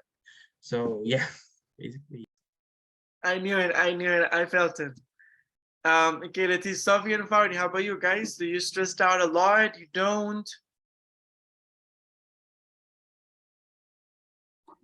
I would say that I get stressed when I see that I have a lot of responsibilities to do, things to do. Also, when I am doing something difficult and I can't achieve or see any result, as it goes in the negative way also because it sometimes it takes time to do things in a correct way, but when you're learning sometimes as it gets wrong, you try and try, sometimes I get stressed because of it. Okay, okay, that makes sense. Okay, Sophie, how about you? Mm, honest, okay, to be honest, I have a lot of patience, so I don't stress too much. I just like when something happens, I just think like I try to see it from a positive side. So Huh? I said like, okay, this happened, but I mean, um, this happened, but I can solve it making this, or I can distract myself making this other thing. So I don't think too much in those things, and I just keep in my world. So I just don't think like, okay, I did this very, very bad, but I mean, I try it. So I tried it. If I try it, it is good. So I don't worry about those things. It just happened. Wow, I think like we should take like a workshop with you, and I mean we like Tam, Faudi, and Ali. We like the four of us are gonna take like a workshop with you on how like taking notes, like tips and tricks on how to be probably more positive or how not to stress that much. But that's amazing. That's amazing, and I'm really happy for you. That's gonna help you a lot through life. Trust me. Like being able to see the positive side of everything is just really, really useful. But here's where I go. I actually want to talk about this because there is one of my favorite videos to use. There is a video that I watched a few years ago that talks about how stress is actually not a bad thing, but we are looking at it as if it were a bad thing. Okay, for example, like whenever there are people that they really hate eating salads. They're like, oh no, salads are horrible, they taste horrible, blah blah blah blah. Instead of looking at salads at something amazing because they have a lot of nutrients, vitamins, and a lot of things that are really good for our bodies. So there are these two views, right? Like the ones that look at salads like this amazing thing that we should eat every day, and the ones that look at it like, oh, I need to eat them because I don't know, I want to lose weight, but not because I enjoy them.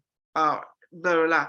So there is this theory, or this lady who carry out research, and she says stress is actually a response from the body towards something. We are looking at it from the negative lens, but if we look at it from a positive lens, then we're gonna make it our friend and not our enemy. And this is a very, I mean, I find it very interesting. We're gonna watch it, and after watching it, I wanna listen to your point of view, okay? So be ready, because I'm expecting you to go wild with your opinion in regards to it. Let me go ahead and show it to you real quick. Let me share my screen.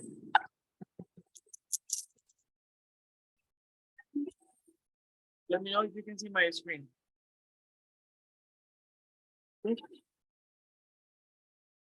I have a confession to make. But first, I want you to make a little confession to me. Past year, I want you to just raise your hand. You've experienced relatively little stress. Anyone?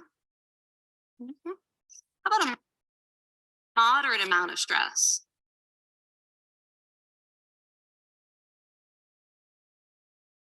Stress. Experience a lot of stress. Yeah. Guys, I'm gonna deactivate my camera real quick to see if that is gonna make the video go continue, but I'm gonna be here. Me too. But that is not my confession. My confession is this. I'm a health psychologist, and my mission is to help people be happier and healthier. But I fear that something I've been teaching for the last 10 years is doing more harm than good. It has to do with stress. For years, I've been telling people stress makes you sick. It increases the risk of everything from the common cold to cardiovascular disease. Basically, I've turned stress into the enemy. But I've changed my mind about stress. And today, I want to change yours. Let me start with the study that made me rethink my whole approach to stress. This study tracked 30,000 adults in the United States for 8 years. They started by asking people, how much stress have you experienced in the last year? Also asked, do you believe that stress is harmful for your health? They used public death records to find out who died. Okay, bad news first. People who experienced a lot of stress in the previous year had a 43% increased risk of dying. But that was only true for the people who also believed that stress is harmful for your health. People who experienced a lot of stress but did not view stress as harmful were no more likely to die. In fact, they had the lowest risk of dying of anyone in the study, including people who had relatively little stress. Now, the researchers estimated that over the 8 years they were tracking deaths, 182,000 Americans died prematurely, not from stress, but from the belief that stress is bad for you. That is over 20,000 deaths a year. Now, if that estimate is correct, that would make believing stress is bad for you the 15th largest cause of death in the United States last year, killing more people than skin cancer, HIV, AIDS, and homicide.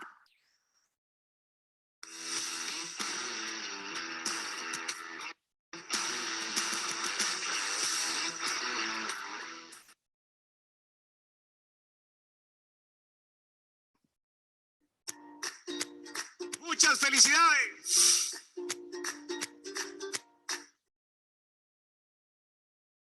That wasn't me.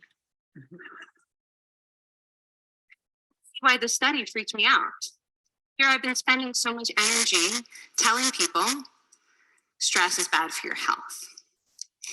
So this study got me wondering, can changing how you think about stress make you healthier? And here the science says yes. When you change your mind about stress, you can change your body's response to stress. Now, to explain how this works. I want you all to pretend that you are participants in a study designed to stress you out. It's called the social stress test. You come into the laboratory and you're told you have to give a 5-minute impromptu speech on your personal weaknesses to a panel of expert evaluators sitting right in front of you. And to make sure you feel the pressure, there are bright lights and a camera in your face, kind of like this. And the evaluators have been trained to give you discouraging nonverbal feedback, like this.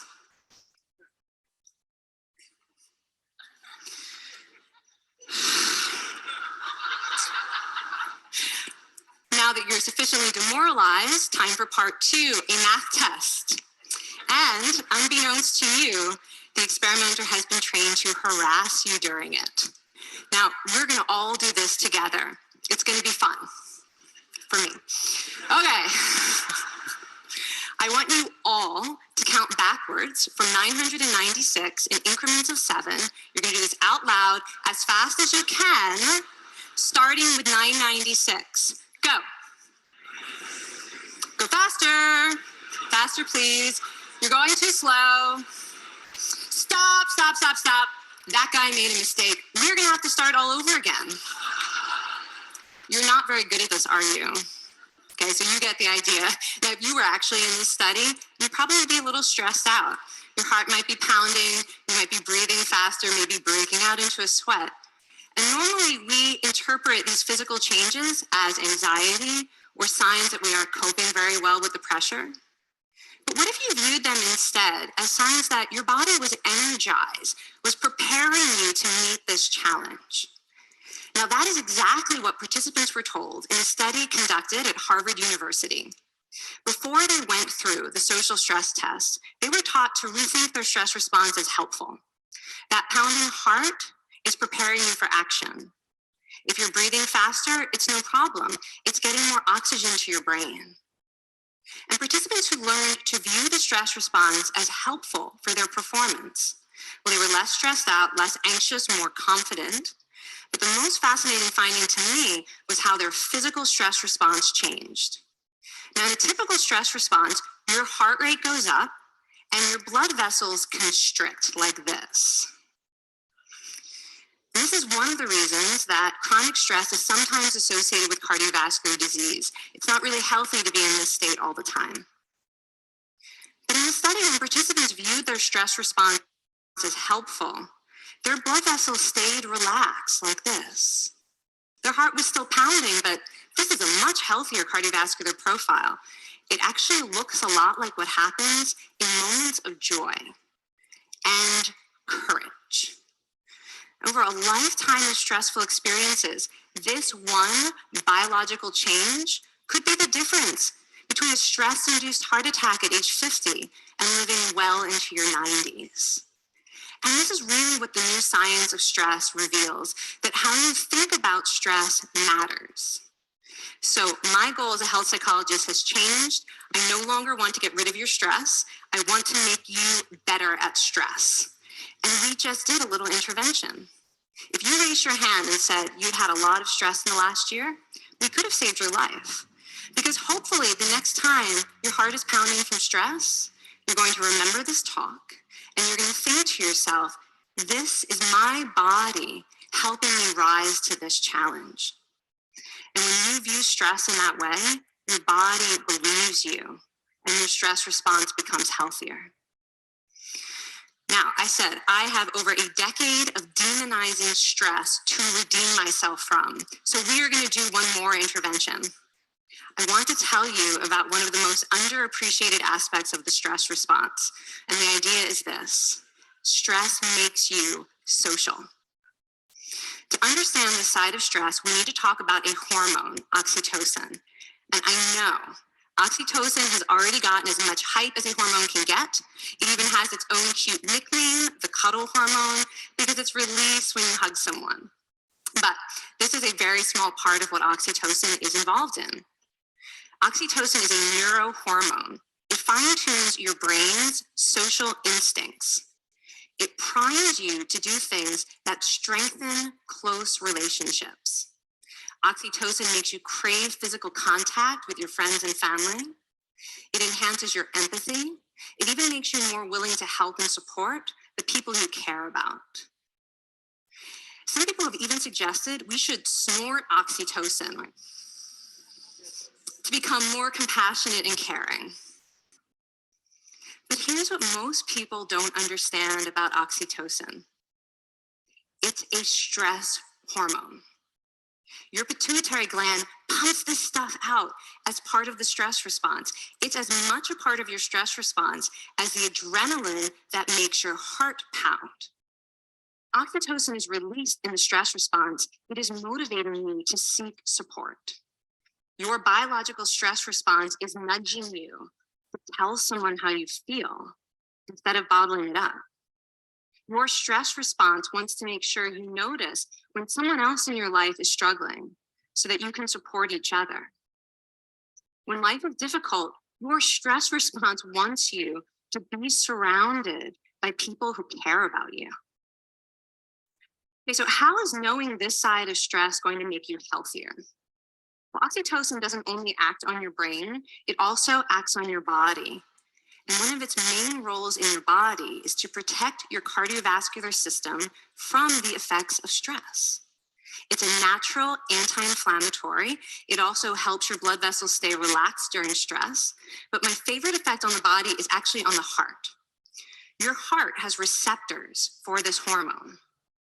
And oxytocin helps heart cells regenerate and heal from any stress-induced damage.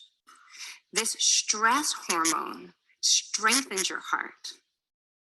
And the cool thing is that all of these physical benefits of oxytocin are enhanced by social contact and social support.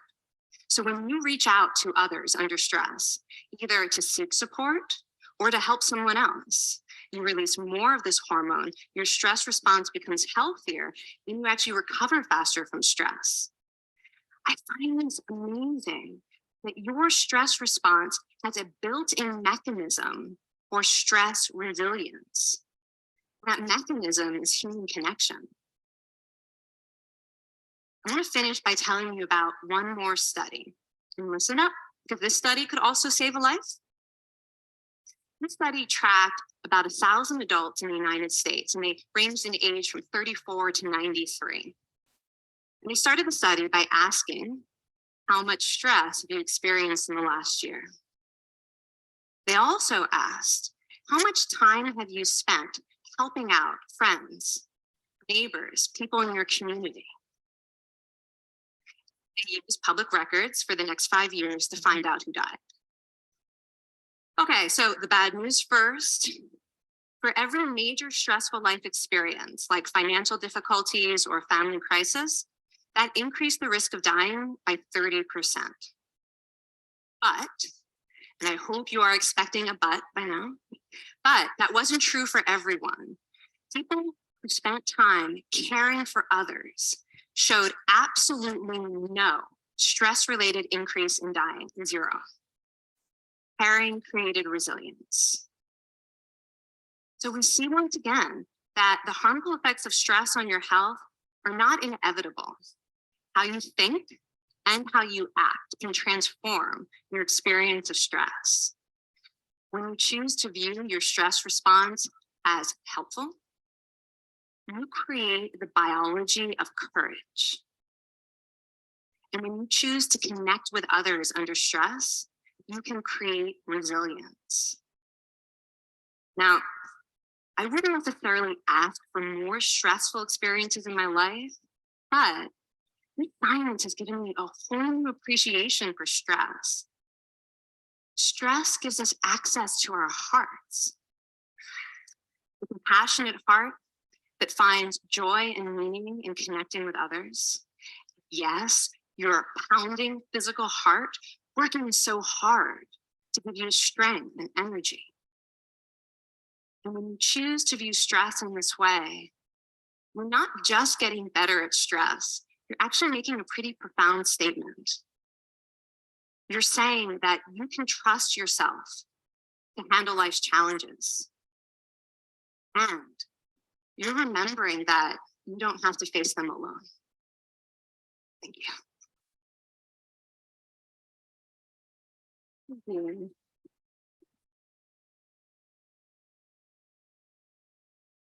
Well, it's kind of amazing what you're telling us. It seems amazing to me that a belief about stress can make so much difference to someone's life expectancy.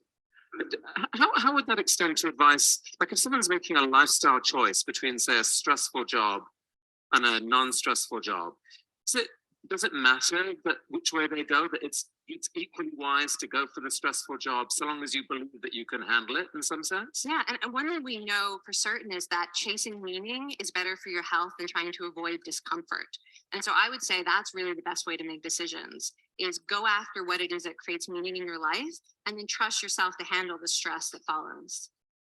Thank you so much, Kelly. That's really cool.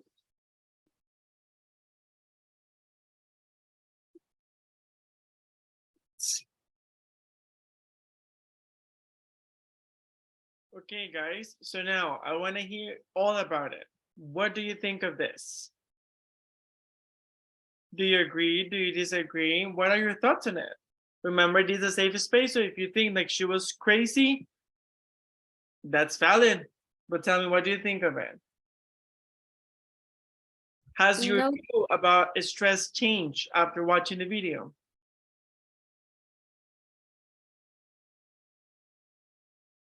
Well, teacher, I agree with the video. I really like it.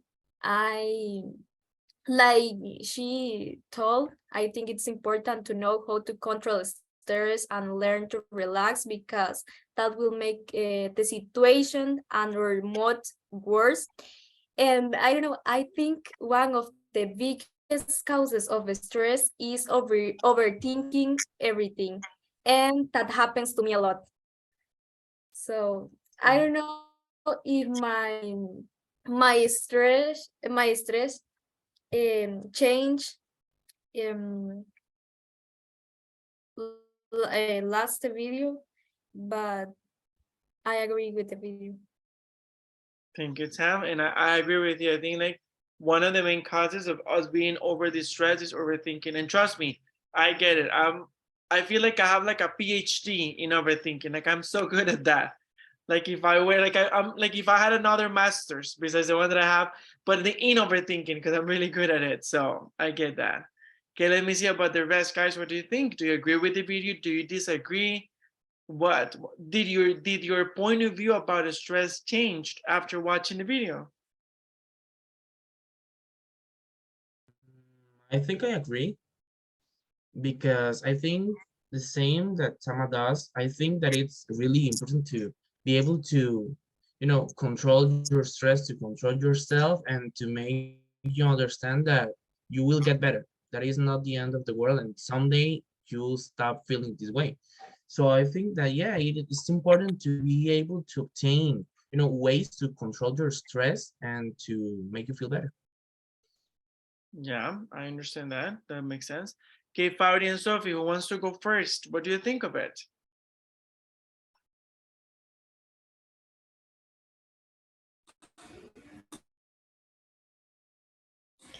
I would say it's important to know that because, well, there are many important aspects that I would highlight to practice in the future. Many of those are very important when we are under pressure, mainly when we stress a lot. And as Tamara said, when you overthink, is one of the main causes of stress. And, well, it's important um, to have a great version of it, to know that it's important, because it also gives you some like, it's like a key to achieve something. And stress, if it is if you can manage to use it in a great way, you can even manage to have a healthy lifestyle. I completely agree with you, Faudi. That makes perfect sense. Okay, Sophie, what do you think about the video? Do you agree, disagree? Did you like it? Did you hate it? What happened? I like it and I agree with it.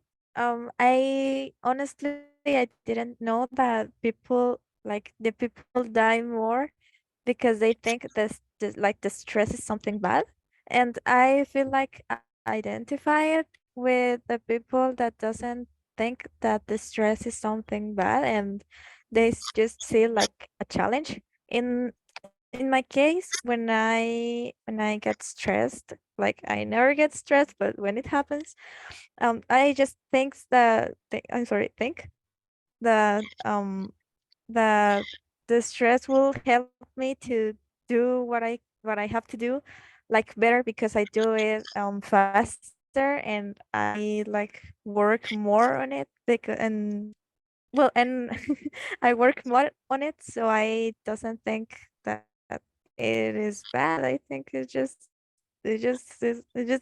for me it is very helpful. Okay, that's perfect. That's great. Actually, that's a very healthy way of looking at it. And yeah, I mean, again, remember that whenever you watch a video, if you don't like it or if you just don't agree with what they're saying, it's perfectly fine. This is a safe a space, a safe environment for you. So if you want to say that you hate it, you can say it is perfectly fine. And if you want to just, and of course, letting us know why you hate it or why you disagree. But it's perfectly fine. It's not like I'm gonna say like, how can you hate it? Like, how dare you? Like, that's it. No, of course not. That's the whole point of this. Like, for you to be able to be critical, to give your opinion about everything, and of course, to give your opinion, not only to say I hate it, but okay, why you hate it, or you like it, why you liked it. Okay. Yeah, I think it's very interesting because, for example, well, I was watching the video like for the thousandth time because I have watched this video several times. What I was thinking is, for example, when someone is hyperventilating, have you seen that, or have you ever hyperventilated? When you're happy hyperventilating, like, and then people tell the like the person that is going through this, they tell them like, wait, breathe, like calm down, like, so because the issue or the thing that the person is going through can actually be controlled by the same person without any pills, without any medication. It can just be by regulating the breathing pattern that the person is going through. So the reason why I'm mentioning this is because I feel like when we were all for all these things that we are going through or that our bodies going through, our bodies are incredibly good, like they know how to do everything. It's us the ones that are in a way looking at things from a negative lens or a negative perspective. So if we're able to learn on how to switch it up or how to, like turn it upside down and then look at it from a different way, then it could be way easier and better and healthier for us on how to work on these things. And actually, talking about that, well, I love how the brain works. I think I mentioned that last week. I don't know if I did. I'm just obsessed with it. I really, really like that because I feel like if you know how your brain works, then you can take actions in regards to how to either bring your or kind of get out of your highest potential, or how to try to keep it or find this peaceful state of mind. Um, so following with that, for next class, which is on Wednesday, God willing, I'm actually going to ask you, we're going to be doing an activity related to neurotransmitters. Neurotransmitters are chemicals released by the brain. They have different functions.